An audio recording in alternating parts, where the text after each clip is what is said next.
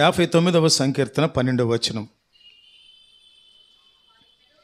వారి పెదవుల మాటలను బట్టియు వారి నోటి పాపమును బట్టియు వారు పలుకు శాపములను బట్టియు అబద్ధములను బట్టియు వారు తమ గర్వములో చిక్కబడుదురుగాక. ఇదేంటండి? దీవించబడుదురుగాక, ఆశీర్వదించబడుదురుగాక, సమృద్ధి నొందుదురుగాక, ఉద్యోగాలు పొందుదురుగాక, సంతానాలు కలుగునుగాక. ఇలా కాకుండా ఒక గర్వము మనుషుల్లో ఉన్నది అని మనకు అర్థం కావటానికి, ఒక గర్విష్టిగా ఒక వ్యక్తి ఉన్నాడు అని మనకు అర్థం కావటానికి ఏమేమి హేతువులు ఉంటాయో 4 రాశారు ఇక్కడ. చాలా జాగ్రత్తగా వాటిని మనం పరిశీలించాలి. 12వ వచనం 59వ సంకీర్తన. వారి పెదవుల మాటలను బట్టియు వారి నోటి పాపమును బట్టియు. విన్నారా ఎప్పుడైనా ఈ మాట? నోటి మాటను బట్టి కాదు, నోటి పాపమును బట్టి, అనగా పాపమును ప్రేరేపించేటటువంటి మాటను బట్టియు, వారు పలుకు శాపములను బట్టియు అబద్ధములను బట్టియు వారు తమ గర్వములో చిక్కబడుదురుగాక. ఒక మనిషిలో గర్వము అనే లక్షణం ఉన్నది అని అర్థం కావటానికి ఈ 4 లక్షణాలు కనబడతాయి. చాలామందిలో గర్వం రావటానికి కొన్నిసార్లు చదువు కారణం అవుతుంది. పిహెచ్డీ చేసినప్పుడు, డాక్టరేట్ చేసినప్పుడు, 2-3 పిహెచ్డీలు చేసినప్పుడు సహజంగా వారి నరనరాల్లో గర్వం అనేది ఇమిడిపోయి ఉంటుంది. రెండవది, చదువు ఒక మనిషికి అది ఉంటే అపరూపమైనటువంటి సౌందర్యం కొంతమంది మనుషుల్లో, పురుషులైనా స్త్రీలైనా, గర్వం చోటు చేసుకుంటుంది. రెండవది. మూడవది ఏంటంటే విపరీతమైన ధనం ఉండటం. విపరీతమైన ధనం ఎప్పుడైతే 20 తరాలకు సరిపడా, 30 తరాలకు సరిపడా ధనం నా దగ్గర ఉందనేటటువంటి విషయం గుర్తొస్తుందో, ఆ ధనమే ఆ వ్యక్తిలో గర్వాన్ని తెచ్చిపెడుతుంది. ధనానికి ఉన్న గొప్ప జబ్బది, అందానికి ఉన్న గొప్ప జబ్బది. తర్వాత మనకున్నటువంటి చదువును బట్టి వచ్చేటటువంటి గర్వం. చూడండి, ఇదే సమయంలో ఇవన్నీ లేని వ్యక్తికి ఇవన్నీ వచ్చినప్పుడు ఇంకా గతంలో ఉన్న విధేయత కంటే ఇంకా విధేయతలోనికి వెళ్ళేవారు ఉన్నారు. వారిని బట్టి దేవునికి స్తోత్రం కలుగును గాక. కానీ మెజారిటీ ఆఫ్ ద పాపులేషన్, ఎక్కువ సంఖ్యలో అందాన్ని బట్టి, చదువును బట్టి, ధనాన్ని బట్టి, అనుకోకుండా వచ్చినటువంటి నడమంత్రపు సిరులను బట్టి, బిడ్డలకు వేరే వాళ్ళు కట్నాలు ఇచ్చినప్పుడు అనుకోకుండా ఎన్నడూ చూడని లక్షలు కనబడేసరికి వీరిలో గర్వం పోగైపోతూ ఉంటుంది. కుప్పలు కుప్పలుగా, రాసులుగా ధననిధిలాగా గర్వపు నిధి పెరిగిపోతూ ఉంటుంది మనుషుల్లో. కారులు వచ్చినప్పుడు కొంతమందికి కారులు పిచ్చి, ఏమైనా చేస్తారు. లగ్జరీ కార్లు కొనుక్కొని అందులో తిరగటం, విలాసవంతమైన జీవితాన్ని జీవించటం వారికి సంతృప్తిని కలిగిస్తుంది. ఆ సంతృప్తే ఇంకొక మాటలో అది గర్వం. కొంతమందికి మేడలుంటే ఇష్టం, మిద్దెలుంటే ఇష్టం, సౌకర్యవంతమైనటువంటి నివాసాలుంటే ఇష్టం. కొందరు గుర్రములను బట్టి, కొందరు రథములను బట్టి అతిశయిస్తారు, గర్విస్తారు. అతిశయము, గర్వము వేరే అయి ఉన్నప్పటికీ కూడా ఈ 2 పక్కనే పదాలు అన్నమాట, పక్కనే భావాలవి. అందుకని ఇక్కడ చదివిన వాటిలో చూస్తే వారి పెదవుల మాటలను బట్టి, గర్విష్టి అయిన వ్యక్తి మాటకు, సాత్వికుడైన దీనుడైన వ్యక్తి మాటకు చాలా వ్యత్యాసం ఉంటుంది. గర్విష్టిగా ఉన్నటువంటి వ్యక్తి అలంకరణ కూడా వేరుగా ఉంటుంది. ఉన్న బంగారం అంతా దిగేసుకొని తిరుగుతూ ఉంటారు ప్రజల మధ్యలో. అర్థమవుతుందా? I'm not criticising anybody. ఇప్పుడు బంగారం ఉండటం తప్పు కాదు, ధనం ఉండటం తప్పు కాదు, చదువు ఉండటం తప్పు కాదు, అందం ఉండటం తప్పు కాదు, వాహనాలు, మేడలు, స్థిర చరాస్తులు ఉండటం, వేల కొలది ఎకరాలు భూములు ఉండటం, ఇళ్ల స్థలాలు ఉండటం తప్పు కాదు. తప్పు కాదు. అవి కలిగి ఉన్న దాన్ని బట్టి నీ వ్యక్తిత్వం, నీ ప్రవర్తన, నీ సాత్వికత్వం, నీ దీనత్వము, నీ మంచితనము ఇవన్నీ మారిపోతే దేవునికి అయిష్టుడు అవుతావు. నీకు ఎన్ని ఉండి దేవునికి ఇష్టడుగా ఉండకుండా అన్నీ ఉండి దేవునికి అయిష్టునిగా ఉంటే ఉన్నదంతా శూన్యం. నీ బంగారం నీతో రాదు, నీ కార్లు నీతో రావు, నీ ఐశ్వర్యాలు నీతో రావు, నువ్వు కొనుక్కొనేటటువంటి, నేను కొనుక్కొనేటటువంటి వేలు విలువ చేసేటటువంటి సూట్లు, బూట్లు అవి మనం వెంట రావు. జస్ట్ దిగంబర దేహంతోనే వచ్చాం, దిగంబర దేహంతోనే వెళ్ళిపోతాం. మొదట వచ్చినప్పుడు సిగ్గు తెలియదు, జ్ఞానం తెలియదు, వెళ్ళేటప్పుడు మనకు స్పృహ తెలియదు, ఏమీ తెలియదు, ఉట్టిగానే వెళ్ళిపోతాం. ఈ భూమి మీద మనం యాత్రికులమును పరదేశులమై ఉన్నాం.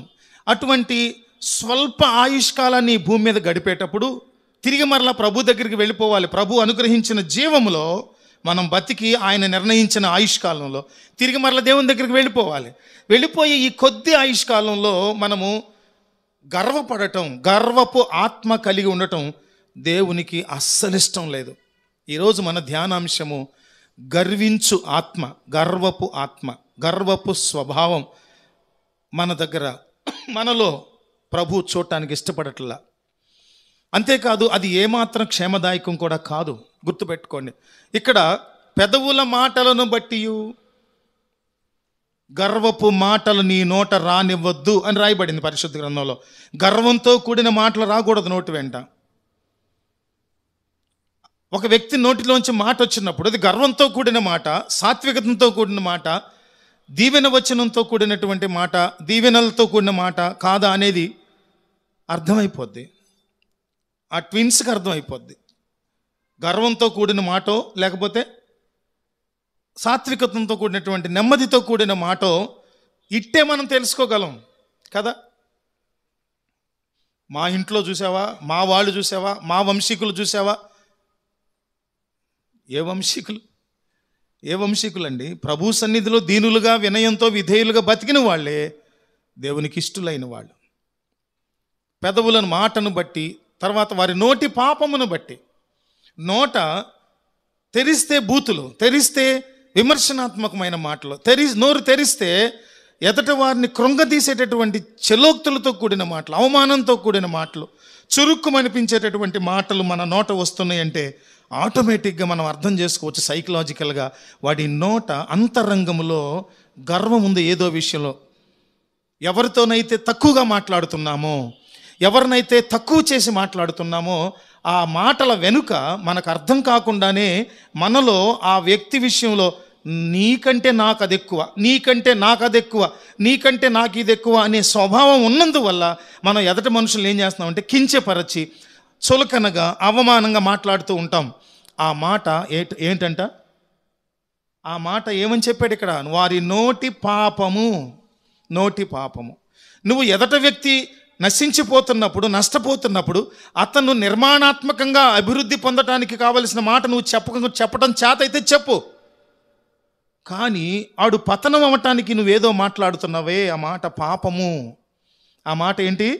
పాపము. సింపుల్గా చెప్పేశారు దావీదు భక్తుడు, అది పాపము. అటువంటి పాపపు మాట నీ నోట వస్తుందంటే నీ లోపల నీకు తెలియకుండానే గర్వం ఉన్నది. దేనిని బట్టో? నేను నీకంటే మాట్లాడగలను బాగా, నీకంటే నేను పాడగలను, నీకంటే వాక్యం చెప్పగలను, నీకంటే ఎక్కువ సంపాదించగలను, నీకంటే బలంగా పోరాడగలను, నీకంటే చాతుర్యమైన భాష నాకున్నది, లేకపోతే నీకంటే నేను అది ఎక్కువ ఇది ఎక్కువ అనుకునే వాళ్ళు ఉన్నారే, వాళ్ళే ఎదట వాళ్ళని చులకనగా మాట్లాడటానికి ప్రయత్నం చేస్తారు.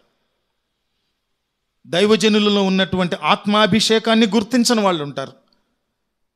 ఒక వ్యక్తి ఎదిగి పైకి వచ్చినప్పుడు అతి దీనావస్థలోంచి ఏ విధంగా కష్టపడి స్థిరుడుగా ఉండి ఈ రోజున ఆ స్థితికి వచ్చాడో తెలియనటువంటి వాళ్ళు చాలా హేళనగా, అవమానకరంగా, కృంగదీసే మాటలు, గుండెల్లో బాకులతో గుచ్చినట్లుగా మాట్లాడే మాటలు ఉంటాయి. అవి కత్తి కంటే పదునుగా ఉంటాయి. ఆ మాటలు నీ నోట నా నోట రావటానికి వీల్లేదు. దేవుని బిడ్డలైన క్రైస్తవులైన మన నోట ఏ మాట రావాలి చెప్పండి? ఎదట వారిని కట్టేటటువంటి, నిర్మించేటటువంటి, ప్రోత్సహించేటటువంటి, ఉద్ధరించేటటువంటి ఆశీర్వచనమే నీ నోట రావాలి. కానీ దుర్భాషలు కానీ, శాపవచనాలు కానీ నీ నోట రావటానికి వీలేదు. క్రైస్తవులుగా దేవుడు నీకు ఇచ్చిన బాధ్యత దీవించు, దీవించబడు, దీవించు. దీవించబడిన వాడు దీవించాలి, ఖాళీగా ఉండకూడదు. నీ దీవెన నీ కోసమే కాదు, నీ దీవెన ఎదటి వారి కోసం కూడా, అక్కరలో ఉన్న వారి కోసం కూడా. నీ ఆలోచన నీకే కాదు వృద్ధి కలుగు చేయాలి, ఎదటి వారికి కూడా వృద్ధి కలుగు చేసేటట్లు నీ ఆలోచనలు పంచుకో. గర్వంతో కాదు, నిర్మాణాత్మకమైన బుద్ధితో. మూడవది ఏమన్నారు? వారు పలుకు శాపములను బట్టి. ఎవరు చాలామంది, నేను స్త్రీలను చూస్తా అక్కడక్కడ భర్తని మిట్టికలు విరుస్తూ, నువ్వు నాశనం అయిపోవాలరా, నువ్వు కూలిపోవాలరా, నువ్వు నశించిపోవాలరా, నేను ఏదో ఒకటి గుద్ది సావాలరా, విసుగొచ్చేసిందన్నమాట వాళ్ళని బట్టి. కొన్నిసార్లు అసూయతో, కొన్నిసార్లు నీ నైబర్ బ్లెస్ చేయబడితే వాళ్ళకు, నీకుంది ఏసీ, వాళ్ళకి ఏసీ లేదు, ఎండలో మాడిపోతున్నారు. ఆ రోజు మంచి ఏసీ తెచ్చుకున్నారు. ఆ రోజుల్లో వాళ్ళు కొనుక్కునే సమయానికి నీవు ఎప్పుడో కొన్నటువంటి పాత ఏసీ ఉంటే, ఇప్పుడు వాళ్ళు లేటెస్ట్ ఏసీ మంచిది కాస్ట్లీ తెచ్చుకుంటే కుళ్ళు, నీకు కుళ్ళు. ఆ కుళ్ళుతో దాన్ని కప్పి పెట్టుకోవటానికి గర్వపు మాటలు మాట్లాడతావు. నువ్వు ఇప్పుడు కొంటే అంత రేటు ఉందలే, డొక్కు ఏసీ ఇది, మేము ఎప్పుడో కొన్నాం, చాలా కాస్ట్లీ ఏసీ, సూపర్ ఏసీ మాది. ఎవరు చెప్పమన్నాడు నీ గొప్పతనాన్ని? గర్వపు ఆత్మ కలిగి ఉండకూడదు. నోట శాపవచనాలు రావటానికి వీల్లేదు.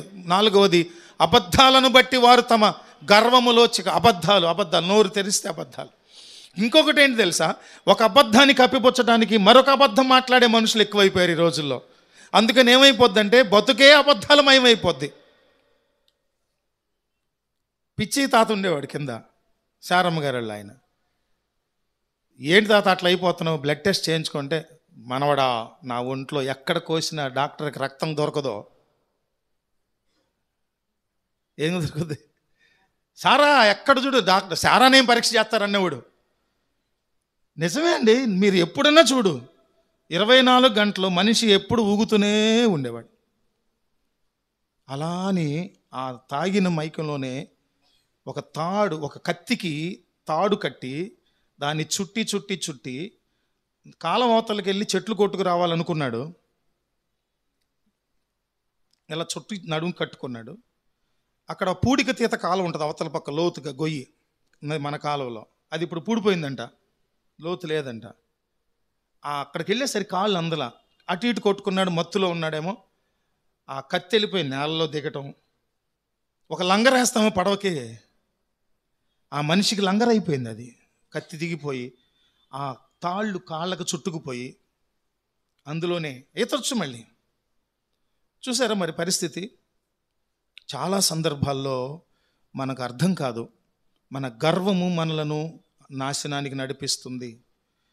చాలాసార్లు ఈ ఆరోగ్యం పాడైపోద్ది, ఈ వ్యసనం మాను అని అంటే, ఐఎమ్ స్పెషల్, నాకేం కాదు.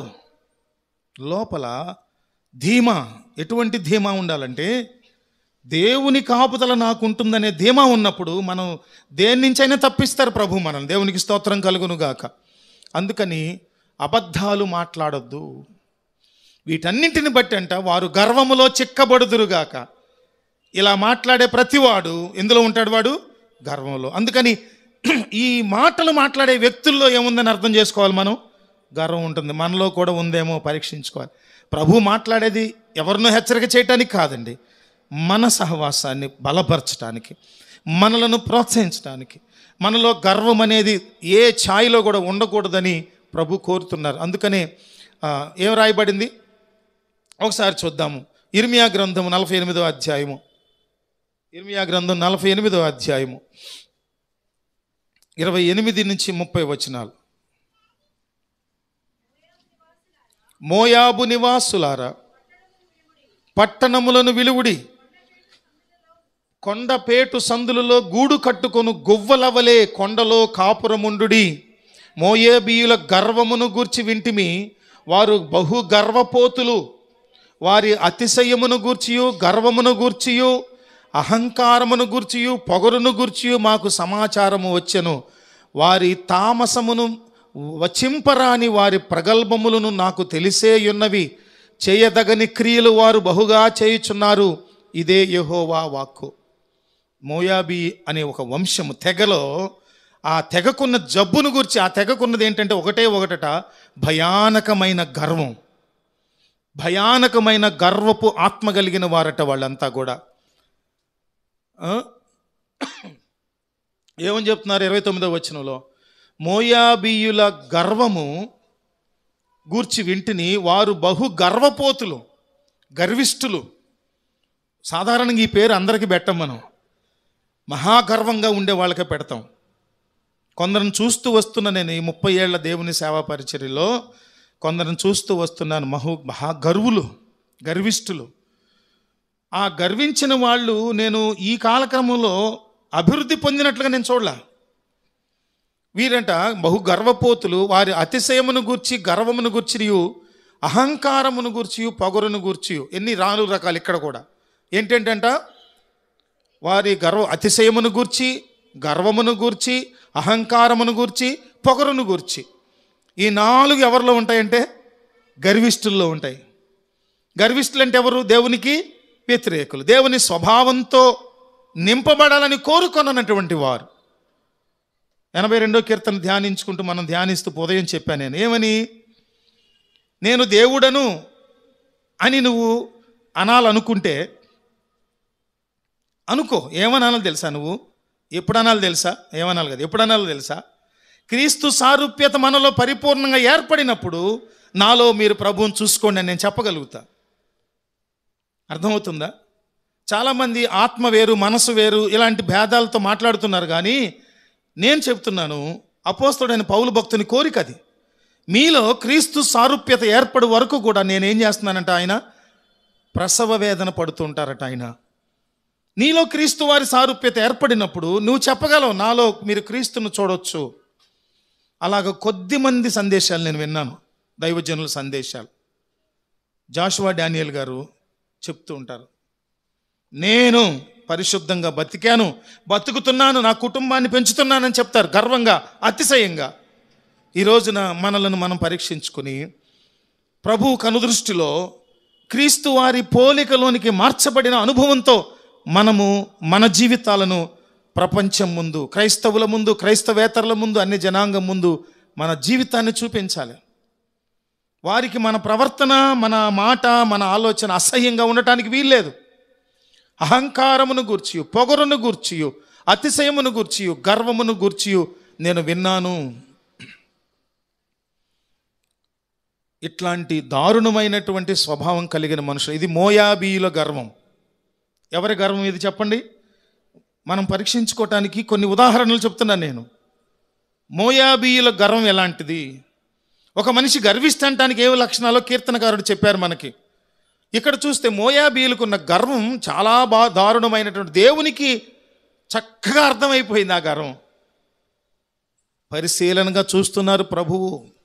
మోయాబీయుల గర్వాన్ని గమనించిన దేవుడు మోయాబీయుల గర్వపు చేష్టలను, వారిలో ఉన్న 4 రకాలైన గర్వములను గమనించిన దేవుడు నీ నాలో ఉన్న గర్వాన్ని గమనించడం చేత కాదా దేవునికి? మోయాబీయుల కంటే ఎక్కువ గొప్పవాళ్ళమా మనం ఏమైనా? మనలో గర్వమునకు హేతువులు ఏమున్నాయో వాటిని తీసేసుకుందాం. గర్వానికి కారణాలు ఏమున్నాయో, డబ్బును ప్రధానంగా ప్రేమిస్తున్నామా? తీసేద్దాం. ధనమున్నా ధనము లేని వారిగా, గృహాలున్నా గృహములు లేని వారిగా, వాహనాలున్నా వాహనాలు లేని వారిగా, చదువులున్నా చదువు లేని వారిగా, దేవుని దగ్గర ఏ భేదము లేకుండా ఒక్కటిగా ఐక్యతతో, ప్రేమతో ప్రభు సన్నిధిలో బతకడం నేర్చుకోవాలి మనం. అది ప్రభు మనం చూసేటటువంటిది. గర్వం మన దగ్గరికి రాకూడదు. మరొకటి చూద్దాం. దుష్టుల గర్వం, అది అతిశయం, పొగరు అని రాయబడుతుంది. కీర్తనకారుడు 10వ అధ్యాయంలో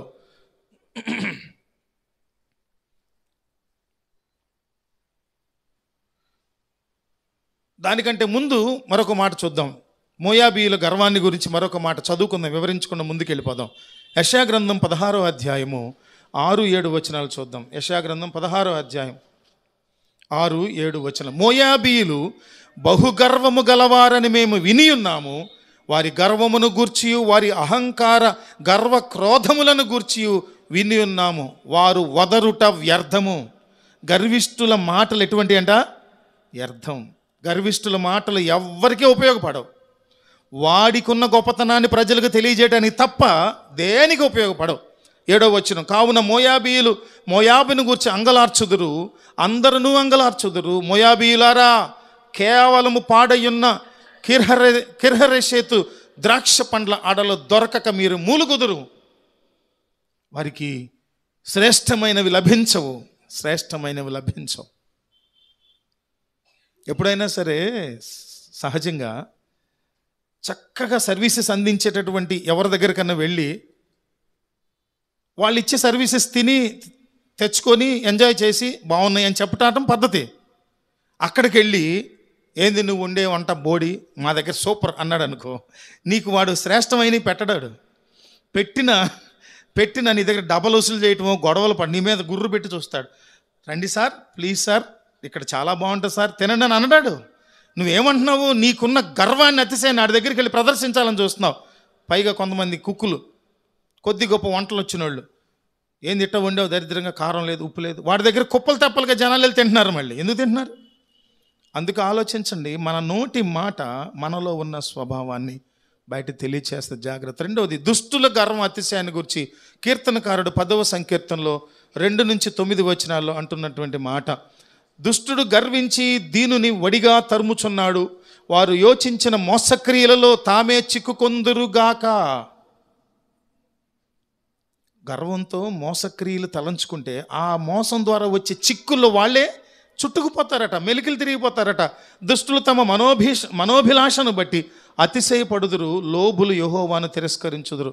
మనోభిలాషను బట్టి అతిశయిస్తారట. వారి కోరికలు ఉంటాయి లోపల, వాటిని గొంతెమ్మ కోరికలు అంటారు కదా మనలు, గొంతెమ్మ కోరికలు. అవి ఎవరు తీర్చలేరు, అంత దారుణమైన కోరికలు అవి. 4వ వచనం, దుష్టులు పొగరెక్కి యెహోవా విచారణ చేయడు అనుకుందరు. యెహోవా చూడడు, విచారణ చేయరు అనుకుంటారంట. పొగరెక్కిన మాటలు, ఆ గర్వపు మాటలు, పొగరు మాటలు మన దగ్గరికి రానివ్వకూడదు.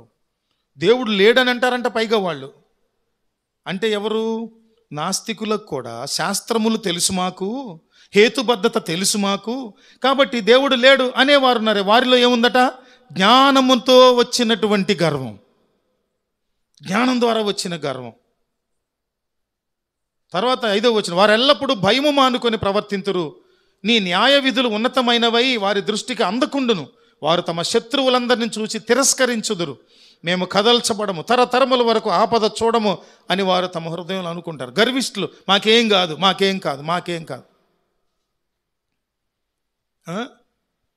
1000 శవాలను తిన్న రాబందు ఒక గాలి తుఫానికి డామని చచ్చిపోద్దంట. ఇట్లాంటి గర్విష్ఠుల గురించి మాట్లాడిన మాటలు అన్నమాట అవి. ఇంకా తర్వాత వచనాలు, ఇక్కడేమో 3వ విషయం చూద్దాం. ఎదోమును గూర్చిన గర్వం. ఎదోము వంశీయులు అంటే అది నేను వేరుగా మళ్ళా స్టోరీ చెప్తే టైం లేదు మనకు. ఎదోముకున్నటువంటి గర్వం. ఓబద్యా గ్రంథం, చిన్న ప్రవక్తల రాసినటువంటి ప్రవక్తల గ్రంథంలో ఓబద్యా గ్రంథం 1వ అధ్యాయము 1-4 వచనాలు చూస్తే, ఓబద్యాకు కలిగిన దర్శనము, ఎదోమును గురించి ప్రభువుకు యెహోవా సెలవిచ్చినది. యెహోవా యొద్ద నుండి వచ్చిన సమాచారము మాకు వినబడెను. ఎదోము మీద యుద్ధము చేయదము లెండని జనులను రేపుటకై దూత పంపబడి ఉన్నాడు. నేను అన్యజనులలో నిన్ను అల్పునిగా చేసి తిని, నీవు బహుగా తృణీకరింపబడుదువు. అత్యున్నతమైన పర్వతము మీద ఆసీనుడయ్యున్న ఉండి కొండ సందులలో నివసించువాడా, నన్ను క్రిందికి పడద్రోయగలవాడెవడని అనుకునువాడా, నీ హృదయపు గర్వము చేత నీవు మోసపోతివి. అతిశయము, గర్వం అనేటటువంటివి మననే మోసపరుచుకున్నట్లు చేస్తాయి అంటున్నాడు. ఎదోమును గుర్చినటువంటి గర్వం, ఎదోమును గుర్చిన గర్వం. 4వ వచనం చూస్తే, త్రాగుబోతులకు ఎఫ్రాయిముల అతిశయ కిరీటము నీకు శ్రమ. ఇక్కడ మాట్లాడుతున్న మాటలు, త్రాగుబోతులైనటువంటి అన్యజనుల్లో నిన్ను అల్పునుగా చేసి ఈ మాటలు. 4వ వచనంలో, త్రాగుబోతులకు ఎఫ్రాయిమీయుల అతిశయ కిరీటమునకు శ్రమ. త్రాగుబోతులకు ఎఫ్రాయిముల అతిశయ కిరీటమునకు శ్రమ. వాడిపోవుచున్న పుష్పము వంటి వారి సుందర భూషణమునకు శ్రమ. ద్రాక్షారసము వలన కూలిపోయిన వారి ఫలవంతమైన లోయ తల మీదనున్న కిరీటమునకు శ్రమ. ఏ రీతిగా గర్వించిన ప్రతి వానికి కలిగే ఫలితం శ్రమ. పడద్రోయబడిన కెరూబు ఒకడున్నాడు, వాడు గర్వించి యెహోవా దేవుని సింహాసనం మీద తాను కూర్చోవాలని అనుకొని దూతల చేత స్తుతులు అందుకోవాలని గర్వించినప్పుడు వాడు అక్కడి నుంచి ఏం చేయబడ్డాడు? పడద్రోయబడ్డాడు. పడద్రోయబడిన కెరూబు వాడు నెబుకద్నెజరు గర్వించాడు. ఏం చేశాడు? గడ్డి మేశాడట. పశువులాగా గడ్డి మేశాడు. గర్వించిన వాళ్ళు ఎవరు కూడా క్షేమంగా సంతోషంగా లేరు. శ్రమ. దినవృత్తాంతాలు మొదటి గ్రంథం 10వ అధ్యాయము 12 నుంచి 14 వచనాలు చూస్తే సౌలు గర్వం, రాజైన సౌలు గర్వం, అది మరణము, నిర్వంశం అయిపోయింది. నిర్వంశం అంటే కుమారులు కూడా చంపబడేటట్లుగా అయిపోయాడు. కానీ ఒక కుమారుడు ఉంటే ఆ కుమారుణ్ణి దావీదు భక్తుడు తీసుకొచ్చి చక్కగా అతని బాగోగులు చూసినట్టు మనం చూస్తాం. ఇక్కడ చూస్తే రాజైన సౌలు గర్వాన్ని చూసినప్పుడు దినవృత్తాంతాల మొదటి గ్రంథం 10వ అధ్యాయము 12 నుంచి 14 సౌలు శవమును అతని కుమారుల శవములను తీసుకొని యాబేషునకు వచ్చి వారి ఎముకలను యాబేషునందలి సింధూర వృక్షము క్రింద పాతిపెట్టి 7 దినములు ఉపవాసం ఉండిరి. 13వ వచనం, ఈ ప్రకారం యెహోవా ఆజ్ఞ గై కొనక ఆయన దృష్టి ఎదుట ద్రోహము చేసినందునకును యెహోవా యొద్ద విచారణ చేయక కర్ణ పిశాచముల యొద్దకు విచారణ చేయు దానిని వెదకినందుకు సౌలు హతమాయను. రీజన్ చెప్తున్నారు. సౌలు పతనానికి, సౌలు మరణానికి కారణం చెప్తున్నారు. అందు నిమిత్తము 14వ వచనం, అందు నిమిత్తం యెహోవా అతనికి మరణ శిక్ష విధించి రాజ్యమును యెష్షయి కుమారుడైన దావీదు వశము చేసెను. గర్వించిన వాళ్ళు సింహాసనాల మీద నిలిచి ఉండలేరు. చరిత్రలో, పరిశుద్ధ గ్రంథేతరమైన చరిత్రలో చూసిన గర్వించిన వాళ్ళు ఎవరు కూడా క్షేమంగా బతికి బట్టగట్టినట్టు చూడం, నశించిపోయారు. పరిస్థితులు మారినప్పుడు గమనించండి ప్రియులారా, పరిస్థితులు మనకు గతంలో లేనంత సమృద్ధి కలిగిన పరిస్థితులు, గతంలో లేనంత నష్టాన్ని, గతంలో లేనంత పేదరికాన్ని, ఇబ్బందిని, శ్రమను మనకు తెచ్చిపెట్టిన ఎప్పుడు ఎలా ఉండాలి? మనం సమానంగానే ఉండాలి. అతిశయపడటానికి, గర్వపడటానికి వీలు లేదు. అప్పుడే మనలో క్రీస్తు ప్రభు వారి సారూప్యత, పోలిక ఏర్పడుతూ ఉంటుంది. నెమ్మదిగా క్రీస్తు వారి పోలిక ఏర్పడుతూ ఉంటుంది. రాజైన సౌలు గర్వం. అందుకని సామెతల గ్రంథకర్త ముగింపులో సామెతల గ్రంథకర్త అంటున్నాడు, 13వ అధ్యాయం 10వ వచనం, సామెతల గ్రంథం 13:10,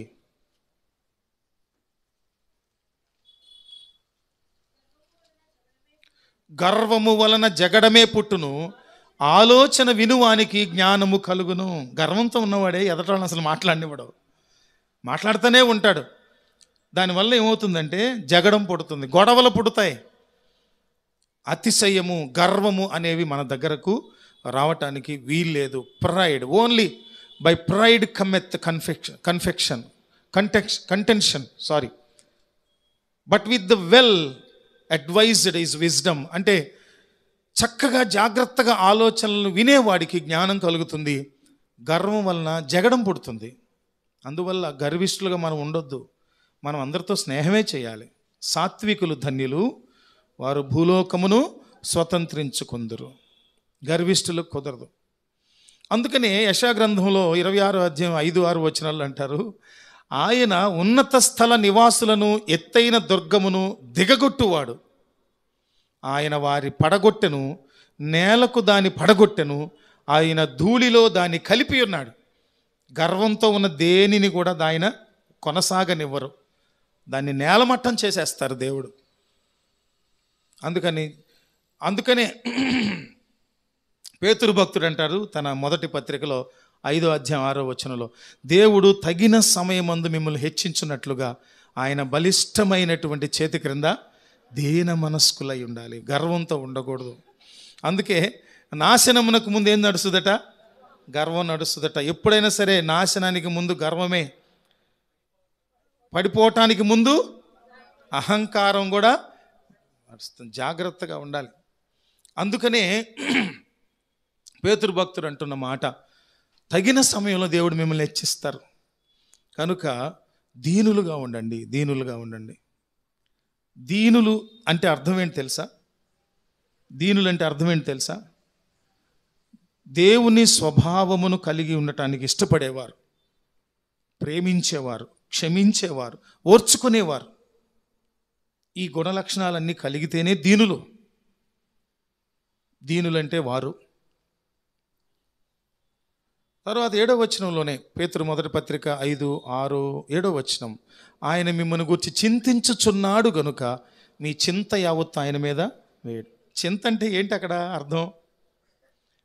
చింత అంటున్న మాట ఏంటండి? చింత అంటే ఏంటంటే చాలామంది అనుకుంటారు ఏడుపు అనుకుంటారు. చింత అంటే ఏడుపు కాదు. చింత అంటే ఆలోచన.